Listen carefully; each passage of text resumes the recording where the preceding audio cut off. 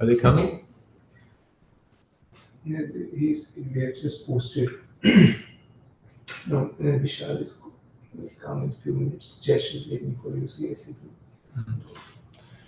Iti yukta rasatam Iti rasatam raksho Varushikam Raksho Vyasayan Rishibalakaha Vyasayan Vishibalaka Koshik apa upasprisya Kaushiki Apaupasprisya Vagrajam Visasarjaha Bhagavacham Visasarjaha Iti yukta rasatam raksho Iti Varushikam Raksho Vayasyan Rishibalakaha Vayasyan Vishibalaka Kosik apa upasprisya Kaushiki Apaupasprisya Vagrajam Visajaha Bhagavacham Visasarjaha Iti Uktva Rushatam Raksho Diyukta Rosatam Raksho Vyastayan Vishibalaka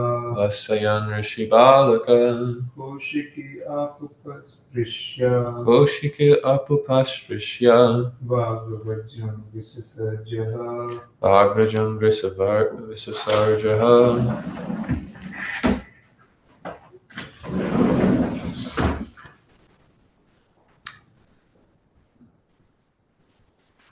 Jesh? So I'm trying to find the verse. Yeah, yeah. 22:35. 1936. 30. Well, it's wrong on the website. Okay. Iti Utva Rushatam Raksho Iti Uktva Rushatam Raksho Vaishyan Shibalaka Vaishyan Iti Vishibalaka Koshiki Apalapash Vishya Koshiki Apupasprisya Bhagavajram Shasharjaha. Bhagavajam Visasarjaha The son of the Rishi. Oh, sorry. Iti. Thus. Yukta. Yukva. Saying. Rosatam Raksha. Rushatam Raksha With red hot eyes due to being angry. Vayasayan. Vyasayan Onto the playmates. Unto the planets. Shibalaka. Vishibalaka Son of a Rishi. the son of the Rishi Koshiki. Kaushiki The river of Koshiki. the river Kaushiki Apa. Apa Water. water Upashprishya. Upasprisya By touching. by touching Vak. Vak Words. words Vajram. Vajram Thunderbolt. Thunderbolt Rishrija. Surja Through. through Ha. Ha In the past. in the past. Translation and purport by His Divine Grace, A.C. Bhaktivedanta Swami Prabhupada. Sons of the Rishi, his eyes red hot with anger, touched the water of the river Koshika while speaking to his playmates and discharged the following thunderbolt of words. Purport. The circumstances under which Maharaj Parikshit was cursed were simply childish, as it appears from this verse. Shringi was showing his impotency amongst his playmates who were innocent. Any sane man would have prevented him from doing such harm to all human society. By killing a king like Maharaj Parikshit just to make a show of Brahminical power, the inexperienced son of a Brahmana committed a great mistake. Om Ajnanatimidandasya Yananjana Shalakaya Chakshurminitam Yena Tasmai Shri Gurave Namaha. Shri Chaitanya Manobishtam Stapitam Yena Bhutale Swayam Rupa Kadamayam Tadati Swam Padantikam Vandeham Shri Guru Shri Yukta Parakamalam Shri Guru Vaishnavamscha Shri Rupam Sagrajatam Sagana Raghunatham Vitam Tam Sajivam Sadvaitam Savadutam Parijana Sahitam Krishna Chaitanya Devam Shri Radha Krishna Padam Sagana Raghunatham Vitam Shri Vishakam Vitam Scha Nama Om Vishnu Padaya Krishna Prishtaya Bhutale Srimate Bhaktivedanta Swami Iti Namine. Namaste Saraswati Deve Gauravani Pracharine Nivishesha Shunyavadi Paschatya Deshatarine. Jai Shri Krishna Chaitanya Prabhu Nityananda Shri Advaita Gadadhar Srivasari Gaura Bhaktivinoda. Hare Krishna, Krishna Krishna, Hare Hare, Hare Rama, Rama Rama, Hare Hare. Avyopatam apachitim kaviyasta veshas, Brahmanu Sakti Kritamridumudas Marantas, Yontarvahi Sanubritam Ashudam Vidumvam, Acharya Chetava Pusas Vagatim Vinakti, Namah Shreshtam Manu Api Satiputram Atra Swarupam, Rupam Tasyak Rajamuru Purim Matharim Gosvaratim, Radha Kundam Girivaram Ho Radhika Madhavasam, Rapto Yasya Patiti Kripaya Shri Guru Tam Natosmi. Ye Mahanta Kilaham Saputa, Vigat Paviti Karamarta Nagata, Te Taruchastani Sevanome, Kutum Vishudam Rashanam Pravina. This verse is speaking about Maharaj Parikshit on the verge of getting cursed. Actually, in the next verse, it will say Iti Lankita Maryadam, which means surpassing Maryadam, which means etiquette. Therefore, studying the nature of Shringi's behavior and studying the nature of Maharaj Parikshit's reaction is very instructive for us. So Maharaj Parikshit's reaction is actually glorified later in this chapter, in I think text 35 or 36, where Shringi goes to his father, Samaka Rishi, and he says, I'll pull up the verse. Turashkripta vipralabda shaptaskipta kata api nashyatat pratikurvanti tad bhakta pravavopi. Yeah, it's 48. So this verse is really wonderful because it's a principle of Krishna consciousness which we have to learn to cultivate. And there's a relationship between the contrast between the behavior of Maharaj Parikshit and the behavior of Shringi. And when we compare and contrast those two things, it's very instructive for our own practice of Krishna consciousness. So what this verse is saying, Chirashkripta Vipralabdha, that even if a devotee is defamed, so everyone in this world is mostly looking after fame. Puja Prachishtari Upashtakagan. The primary goal which everyone has in this life is they're looking to develop some name and reputation for themselves. This is due to the spell of Maya. As long as one is enchanted by the material energy, one feels they need to take shelter of some type of false ego in this world. One feels they need to take credit for something in this world. That's the nature of material consciousness. Yagnartha karmano nartya loko yam karma bandhana. Anything which you do in this world, if it's not done for the purpose of sacrifice or making your life sacred, then loko yam karma bandhana. It's a means of bondage. And what's the primary thing which binds us? It binds us into a false conception of who we are. So you can see that the things which people are attached to in this world are the things which formulate their identity. Like, for instance, I'll just give an example. My grandparents are very old now, like extremely old. They're like reaching their 90s, and both of their healths are failing. They're both around, and they're both living on together on their own independently. And in America, at least in like conservative America, the type of America they grew up in, around like the 80s or 90s, a status symbol in society was owning 2 cars. Right, Jesh? Yeah, having a minimum of 2 cars, it's like a status symbol. One for the wife, one for the husband. Why? Because the wife has to go to work. So this idea that, okay, we're really affluent because we have 2 cars. So my grandparents are very old, and the reality is they only need one car, actually. But recently we were having a discussion with them. I spoke with one of my family members, and I was asking them, is it possible for us to buy one of their cars? And they said no. And I can understand the reason why they said no is because they're clinging to this idea of the prestige which comes to having the car. It's not that they're bad people, it's just the conditions of material nature are such that our sense of identity becomes so highly involved in the objects of the senses. Dhyayato vishayan pumsam. That first there's a contemplation, then there's a lust, and then there's an attachment.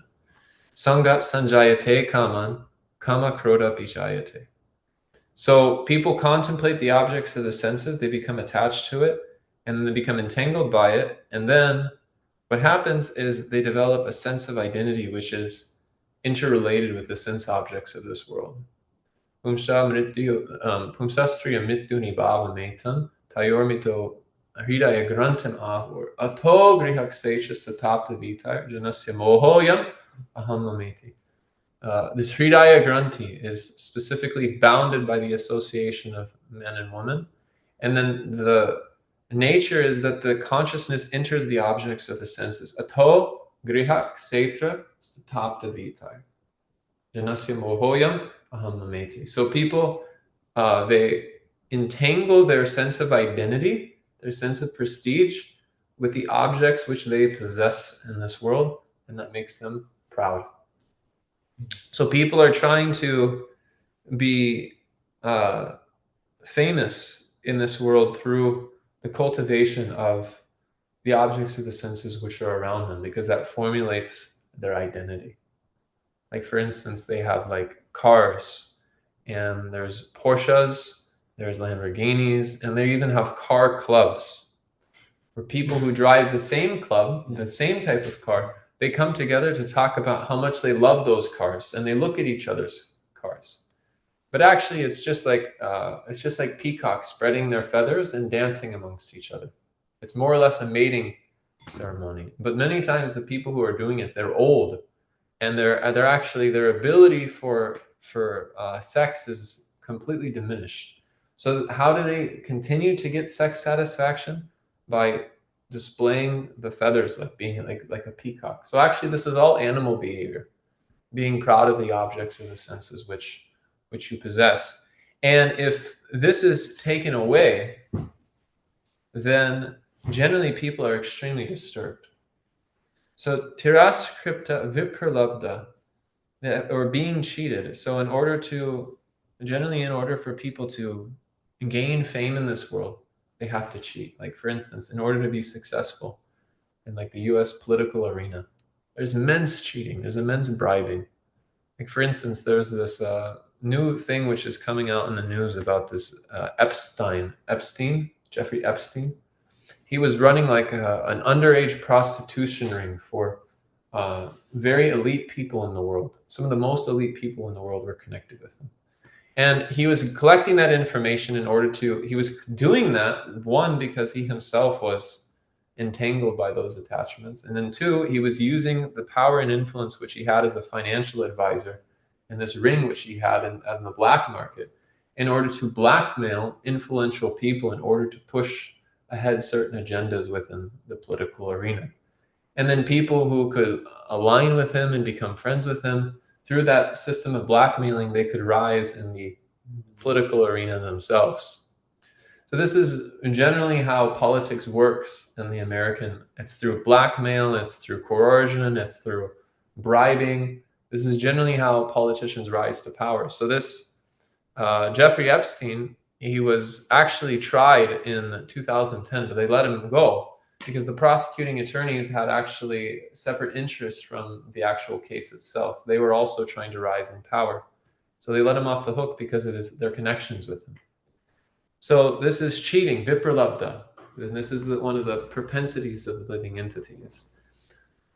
First, we have imperfect senses, and we have the propensity to make mistakes. And the biggest mistake which we make is we accept this body to be ourselves. And then when we try to convince others of our bodily identification and we try to expand the influence of our so-called bodily identification, then we're inevitably going to cheat. So then there's shabta, being cursed. So when you're going through the world, if you cheat people or you defame people, then inevitably you'll be cursed. So then there's shkipta, disturbed by negligence. And then after you've been cursed, cheated, and defamed, generally you're neglected. People just neglect you. Like, people will spend their whole life making money and supporting a family. And they'll work very, very hard. But now I guarantee you, if you go to any nursing home in the Bay Area or United States of America for that matter, many of the old people have worked their entire life and they have so much money. And what's the position that they're in? Neglected. This is the nature of material life. When one makes the occupation of their body, makes the occupation of their life the maintenance and glorification of their body, then they're bound to be neglected eventually. And then skipta hata api, and killed. Eventually, if you are materialistic enough, you can be killed for your activities. But we see that these qualities of tireshkripta, vipralabdha, shapta skipta hata api, to be defamed, to be cheated, to be cursed, to be neglected, or even to be killed, all these things also happen to devotees. It's not that just because one's a devotee, one's freed from these things. Actually, as devotees, we can expect these things to happen, and that's what's happening to Maharaj Parikshit. So this is happening because of the pride of Shringi. So the Bhagavad Gita speaks about the nature of pride. And we see that Shringi's mistake, which Somaka Rishi will chastise him for in the future, it's specifically rooted in his harsh speech, which has its roots in pride. So this sequence of how harsh speech comes out in our life, it's all rooted in pride. So if we find ourselves speaking harshly to someone unnecessarily, or treating people badly, then as devotees, we should be a bit introspective, actually, and be wanting to reform our nature. So the Bhagavad Gita says, Dhambo dharpa bimanascha kroda parisyam evacha agyanam cha vijatasya partha sampada asurim. So the sampad of an asura is dhambo, pride. We're very proud of our bodily conception of life. And then dharpa, arrogant. Not only are we very proud, but we exasperate that pride by letting others know how proud we are in the course of our interactions. So in every interaction, there's an opportunity to take a humble position or take an arrogant position. And it's based on how well we're actually trying to cut down this pride. So the Manashiksha of Raghunath Das Goswami, it begins with this term, Dambo. It says, Guru goshte gostale, susujane bur suragane, swamantre shri namne, brajanavayu dvanta shadane. Sada dhamba hitva kururatima purvam atitaram, ayeswantar varartas, chaturbir avyache, dridavata. So Raghunath Das Goswami is saying that, my dear mind, please develop attachment for Guru. Please develop attachment for the land of Vrindavan. Guru goshte, goshtale, susujane bur suragane. Please develop attachment for the Rajvasis. Please develop attachment for the Vaishnavas. Please develop attachment for all types of holy people. He specifically says Brahmanas, but some translations of contemporary authors, they take that to mean all types of holy people. Treat them with respect. Develop attachment for the holy names, please, and develop attachment for the sacred mantras which has been given to you by Guru. And in this way, live in Vrindavan and become attached to the method of worshipping Vrindavan and Vrindavan Chandra Krishna, Radha and Krishna, which has been given by Srila Rupa and Raghunath Das Goswami and Swarup Damodar Goswami. And how does this begin? The sadadamba hitva kururate mapurva matitara. Develop unprecedented affection for this process of devotional service by sadadamba hitva. Damba hitva. Kick out this pride. Because as long as pride is maintained within our consciousness, as long as there's an inkling of pride which we're carrying for anything which we have in this world, then the reaction will be pride, arrogance, bhimanas. Abhimanas means, Prabhupada translated it as conceit, but it also means like a conception of oneself, a bodily conception of oneself. And one is working very hard to maintain that bodily conception of oneself. And then what's the reaction? Krodha, anger. So Shringi is very proud of being a Brahmana. He's very, very proud of being a Brahmana. And because the extension of his body, his father had so-called been offended. Actually, Samaka Rishi didn't take it so seriously. He felt bad he wasn't able to receive Parikshit Maharaj properly. But Shringi, due to his arrogance, due to his pride, arrogance, conceit, and anger, the byproduct was Paurusham. So Paurusham means harsh speech. And this is how Vaishnava Parad manifests in our life. So this is the nature of Shringi. So what is the response of Maharaj Parikshit? There's this beautiful verse in the third canto of the Srimad Bhagavatam which speaks about the nature of those who are surrendered to the Supreme Personality of Godhead. It says, Devasya mayayash prishta yechadya asad ashritaha brahmate dir natad vakdair atma yutat manoharo. It says, for those who are completely surrendered to the Supreme Personality of Godhead, for those souls who are surrendered, their intelligence can never be diverted by the mayic speech of conditioned souls. Their intelligence is never diverted by the words of those who are under the spell of the material energy. So Parikshit Maharaj's consciousness is not polluted by the material energy in any way. He was born as a fully liberated soul.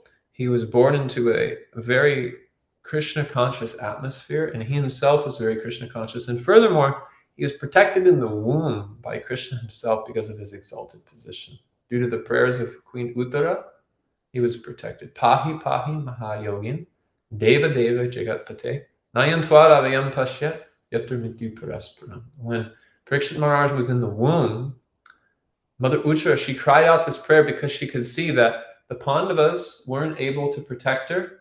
She wouldn't be able to protect herself, so she felt completely dependent on Krishna. So she actually cried out to Krishna, please protect me. Pahi Pahi Mahayogin.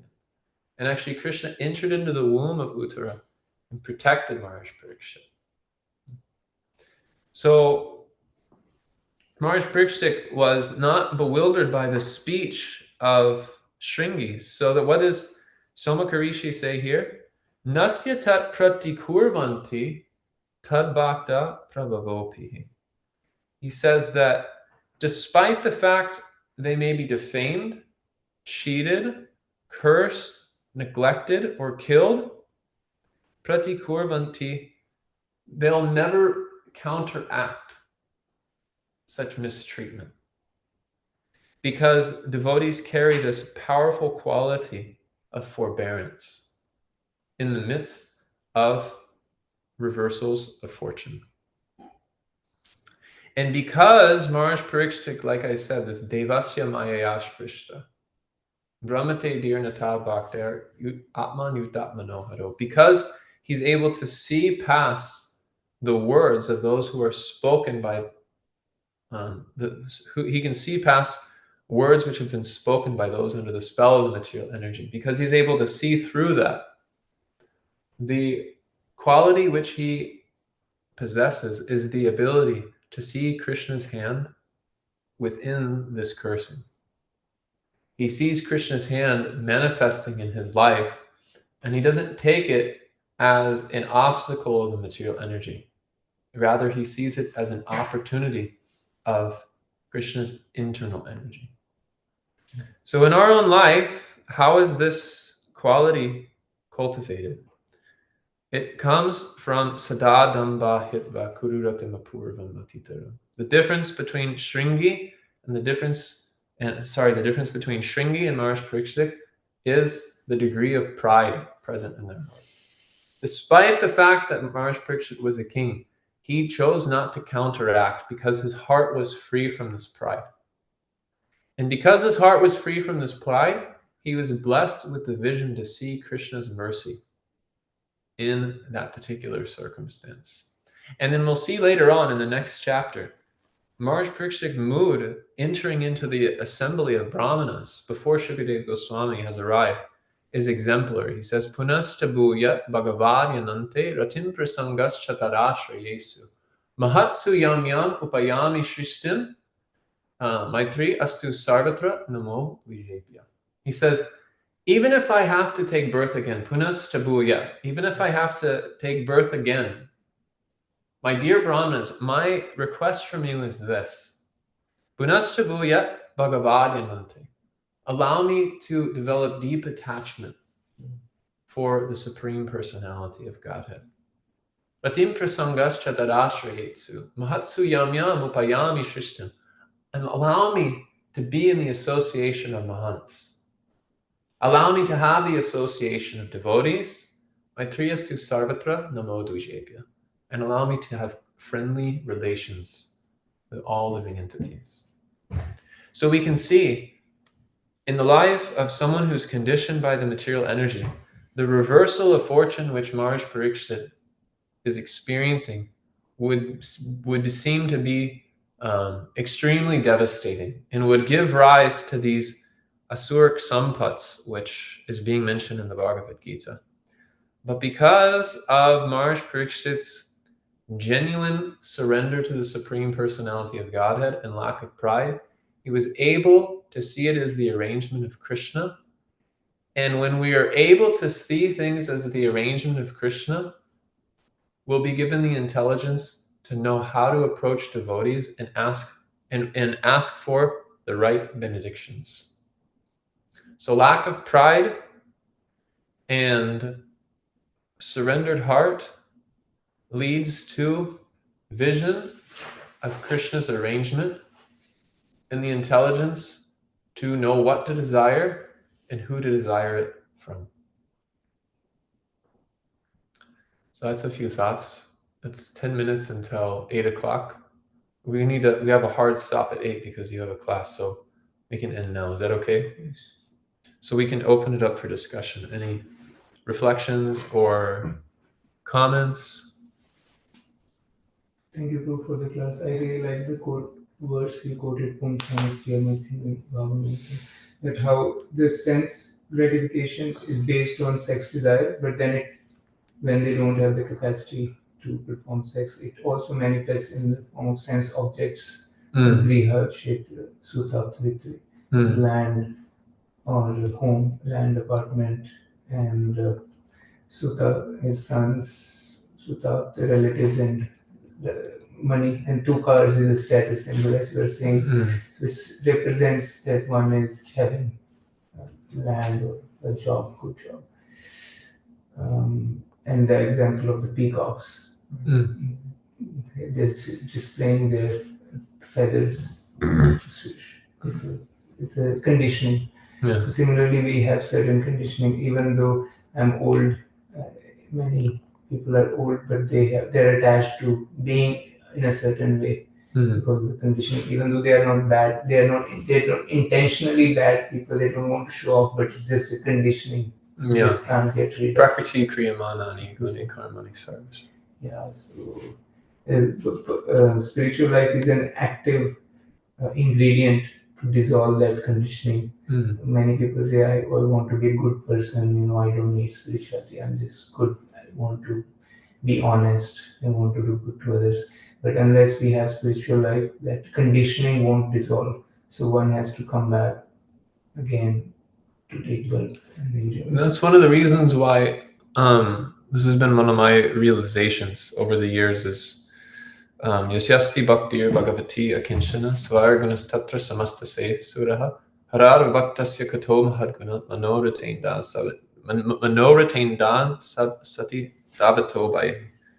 One of my realizations with this verse is that, there's this which could be perceived as a harsh statement that people have possessed no good qualities. Yeah. But if you just take it from an objective point of view within the broader context of not just the current circumstance, but you expand the time observation of that particular individual. They may be a good person now. They may seem to possess these qualities like fearlessness, purification of one's existence, all these Daivi sampats. They could appear to possess that. But actually, if they lack this akinchana bhakti, niskinchana bhakti, this feeling of I'm completely dependent on Krishna, those qualities are more or less rising and falling in the ocean of their life like bubbles. So that's why the Bhagavatam says that they don't possess any good qualities, because they may be honest in the moment. They may be kind in the moment. But due to the force of material energy, they're forced to take on these qualities of Dambo Darpa Bhimanascha. It's the force of the material energy acting upon them. They think that they're able to control themselves. Prakriti kriyamanani gune karmani sarvasa. Ahankara vimudatman kartahamiti manyate. But according to how the modes of nature shift in their life, which they will, then they'll be forced to act in a particular way. So the Bhagavad Gita is teaching Tattvavittu Mahabaho, Guna Karma Vibhagayo, Guna Guneshu Vartanta, Iti Madvat Nasajate. That the Tattvavit, they have perception of the senses interacting with their sense objects. Guna Guneshu. Guna means senses, Guneshu means the sense objects. And they understand that those senses are being controlled by demigods or higher living entities, which is beyond their control. Their ability to chase after money, their ability to, show kindness to other people, it's not based on them on the material level. They may have some desire for it, but it's not guaranteed. It comes whether the demigods allow their senses to interact with the sense objects in a particular way. So someone who's tattvavit, they understand guna karma vibhagaya, that there's a connection between our qualities and our activity. And a lot of it is beyond our control, actually. So they intentionally restrain themselves from trying to engage in fruitive activities for the purpose of just being a nice person, who, even within the context of Daivi Sampat, someone who's tattvavit, they can distinguish between activities which lead to material entanglement or the degradation of divine qualities, and divine activity in the context of serving Krishna. And what's the distinction which they make? They're able to see what is the end point of this activity. Does this end point end with me feeling like a good person? Or does it end with me wondering, is Krishna pleased? That's the tattvavit principle. And someone who has this consciousness, Krishna gives them all facility to create, to be aware of the distinction between themselves as a body and themselves as a soul. Vasudeve Bhagavati, Bhakti Yoga Prayojita, Jnanadasyasi Vairagyam, Jnanam Chandya Hoitukam. So that jnanam, in that particular instance, is the ability to distinguish reality from illusion for the welfare of all. So Krishna has this verse in the 7th chapter of the Bhagavad Gita, where he says, Jnanam teham savijnanam idam vakshma shashesata yadyan va nehabhuno yag jnanfayam avishishate. And Prabhupada, the translation goes, I shall now declare unto you full in this knowledge, both phenomenal and numinous. This being known, nothing further shall be known for you. And he says, complete knowledge includes knowledge of the phenomenal world, the spirit behind, and the source of both. So complete knowledge means understanding the difference between matter and spirit and the controller of both. And how does that knowledge actually arise? In the previous verse, Maya Shakta Manapartha Yogam Yujan Marashrayaha. Asam Shayam Samagramam Yata Jansi Touch. Attaching your mind to Krishna through the process of hearing. This is how this knowledge actually develops. And then one becomes aware of how to act and how not to act in this world. So that's why it's so important that we scientifically present this information to people, because as long as they don't understand the difference between themselves as a body and how the body acts, and themselves as a soul and how the soul is supposed to act, they're practically helpless within the ocean of material energy. They're a particle of consciousness literally drowning in the Panchamahabhut. Bhumir Apanalovayu Kamamana Buddha. They're drowning in it. On gross and subtle level, they're just completely drowning. The only thing which can lift them up out of that state of existence is the information which is contained in the Bhagavad Gita, the Vedic intelligence, as Prabhupada says in the Srimad Bhagavatam. So we have to give them an opportunity, and we have to care for them in such a way that they can actually make progress in practically applying the knowledge. Otherwise, people are completely helpless. No matter how much of a nice person they're trying to be, it's a fruitless endeavor, actually. That's the tragedy of the material world. Guru Maharaj said in Jaipur, he said, the material world is much ado about nothing. People work so hard for being a good person, but that can change at any moment. Like, for instance, there's these stories of people who get arrested with child pornography. You know, the main people who get arrested with child pornography are suburban people living with a family, kids, and a wife. And what happens is they're trying to raise their family, they're trying to be a good husband, they're trying to be a good father, but then somehow they become attracted to pornography. And there's apparently an algorithm. I researched this a little bit because I was putting together videos in August. And so one of the huge topics which I wanted to address at some point was pornography and the effect it has on our consciousness. And so someone becomes attached to pornography, and then they are, visiting these websites on a regular basis. And apparently there's algorithms, which some of them claim, where it seems like they're pointing you to like more and more like really debased things. And then eventually they find themselves on forums which are connected with child pornography, and people are sharing these things with each other. And then they have, the department of the FBI knocking on their door.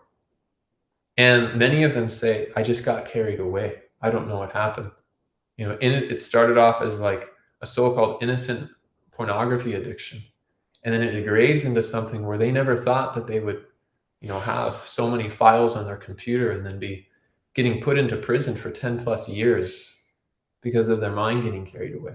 All of this is just due to the material energy and how powerful we can get carried away by our mind and senses. There's that verse. Even a man of discrimination, they can be carried away.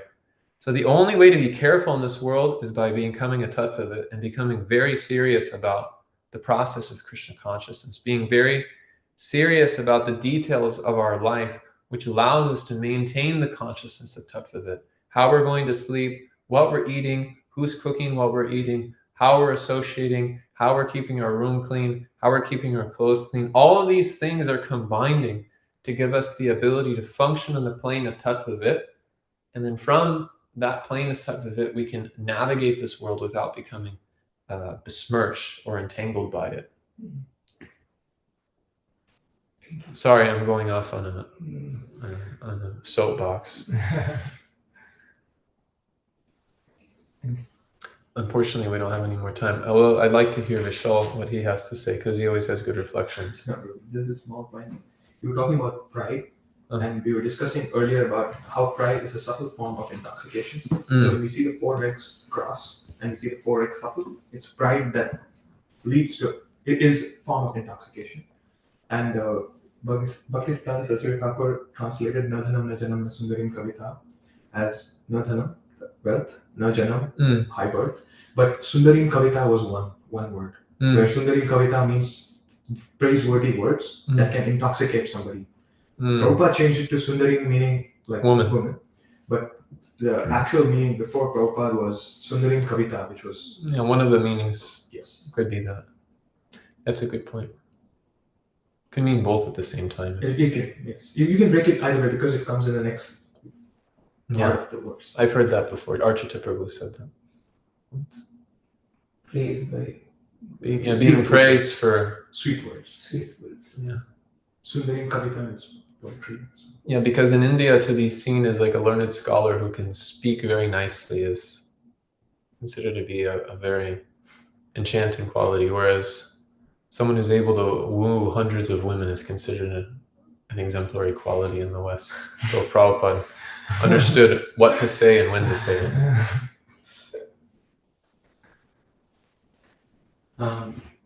If Shringi didn't exhibit pride, how should he have reacted? Should he just brush it off? Yeah, my understanding is he actually overreacted. Hmm. Yeah, that's what Prabhupada says, is that he shouldn't have become so upset. He overreacted unnecessarily. Should he have had? It would have been okay if he was a little upset, or that would be more in the false ego. That question is too esoteric for me, Jesh. I'm sorry. I mean, I think even if he was upset, he should have waited to consult with his father as to what should be done.